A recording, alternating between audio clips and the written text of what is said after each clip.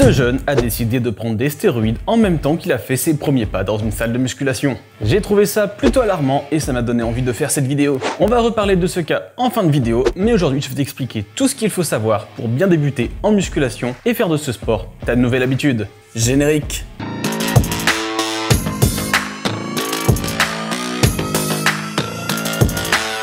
Salut Sparta, moi c'est Sam et je suis le procédé à passer de lambda à Sparta. Aujourd'hui, je vais te présenter les choses que j'aurais aimé savoir avant de débuter la musculation, mais qui est aussi applicable à tous les débutants. Avant de commencer, n'oublie pas que tu peux soutenir la chaîne rien qu'en t'abonnant. On a à peine 500, alors ce serait grave cool que tu rejoignes notre famille de Spartiates. En plus, même si t'aimes pas ma tronche, dis-toi que les infos que je te donne sont véridiques. Y a aucun bullshit, truc farfelu, alignement des planètes, etc. Donc n'hésite vraiment pas à nous rejoindre. Bref, assez parlé. Cette vidéo va être découpée en plusieurs points. T'auras les timecodes dans la barre de lecture ou en description. On commence avec le premier point.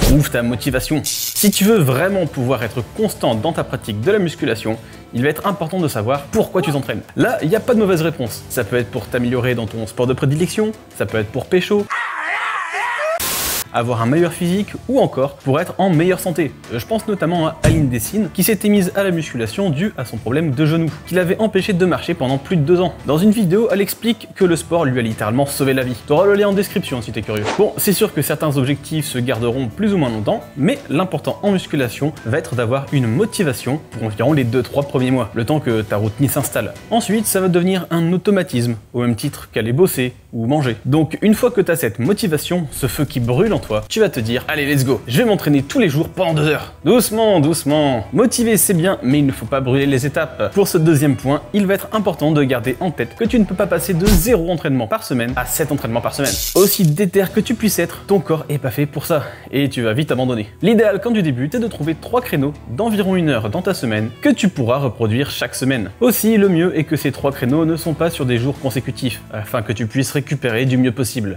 Sans ça, crois-moi que les lendemains d'entraînement, tu vas te réveiller avec l'impression que ton corps est anéanti. Un peu comme Izugi lorsqu'il utilise son pouvoir juste après l'avoir reçu par All Might. Et quand tu verras après plusieurs semaines, voire mois, que tu es toujours chaud et que tu arrives à bien récupérer, là tu pourras augmenter le temps de tes séances ou la quantité de séances par semaine par exemple. Step by step, ton corps doit avoir le temps de s'adapter. Faire 3 séances, c'est bien beau, mais encore faut-il savoir quoi faire. Si tu vas à la salle et que tu flânes à droite à gauche, sur chaque machine disponible, c'est bien sympa, mais tu vas brasser plus d'air qu'autre chose. La clé pour réussir en musculation, c'est de te renseigner, d'apprendre comment développer tes muscles, quels exercices, comment bien manger. Je te partage d'ailleurs tout ça sur la chaîne au global, donc n'hésite pas à t'abonner et à aller voir les vidéos précédentes et les prochaines, mais pense à croiser tes sources. N'écoute pas une seule personne sur parole sans preuve. Si je te donne une technique pour développer tes bras et qu'ailleurs tu entends l'opposé, trouve d'autres informations ailleurs encore et confronte les sources. J'essaie de m'appuyer sur tes études scientifiques et sur mon propre parcours et sur celui également de ceux que je coach, mais rien n'empêche des erreurs de se glisser à l'avenir. Si tu ne sais pas par où commencer car c'est le bordel sur YouTube,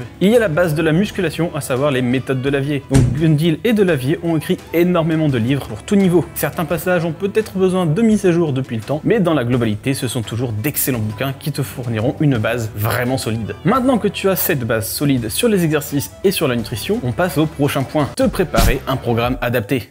En fonction de tes objectifs, tu ne vas pas t'entraîner de la même façon. Je pense que tu t'en doutais, mais il faut le préciser, car tous ne le savent pas. Ne prends pas un programme déjà tout fait sur le web, ça peut te donner une idée sur la structure ou des idées d'exercice, mais un programme bateau ne sera pas forcément adapté. Alors en soi, c'est pas extrêmement grave, c'est déjà très bien que tu te mettes au sport, mais tu risques de pas avoir les résultats à la hauteur de tes espérances si le programme ne colle pas avec tes objectifs. Un autre danger est que certains exercices doivent prendre en considération ta morphologie, par exemple la présence d'un valgus ou d'un radius au coude, ou encore ta mobilité d'épaule, pour ne citer que les plus évidents. Bon, ça y est, ton programme est prêt et tu vas en découdre à la salle. Mais souviens-toi, tu t'es renseigné et tu sais que la nutrition joue un rôle primordial pour prendre du muscle, certes, mais aussi pour récupérer ou être en meilleure santé de manière globale, que ce soit physique ou mentale d'ailleurs. On entend beaucoup parler du total calorique et des macros, et c'est très bien, et c'est même un excellent début pour simplifier le process. Mais d'autres éléments, tout aussi importants, sont les micronutriments, les acides gras ou même les pré et probiotiques. J'en parle rapido pour pas t'embrouiller, mais mais sache que ça existe et ça va englober les vitamines, les minéraux, les oligo-éléments, les oméga 3, 6, 9,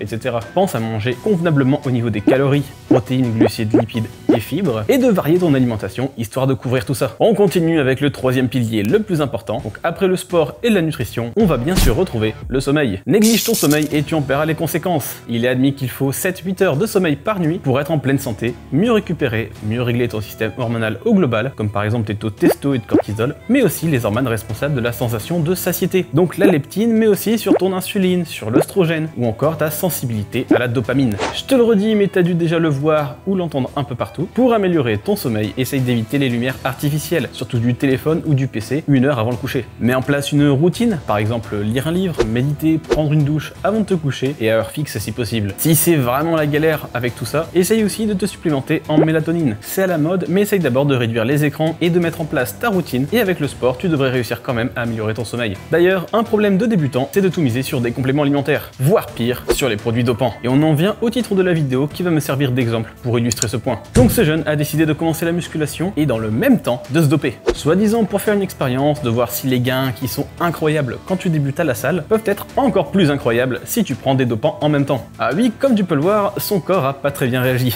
surtout au niveau de l'acné. Mais qui sait quel autre effet secondaire il a chopé? D'ailleurs, on a une playlist sur la chaîne dédiée aux produits dopants, dont cette vidéo qui fait un tour d'horizon des plus communs et des effets secondaires. Mais outre que le fait que son corps soit devenu pire qu'une zone de test de l'armée, ben ses gains sont pas vraiment incroyables.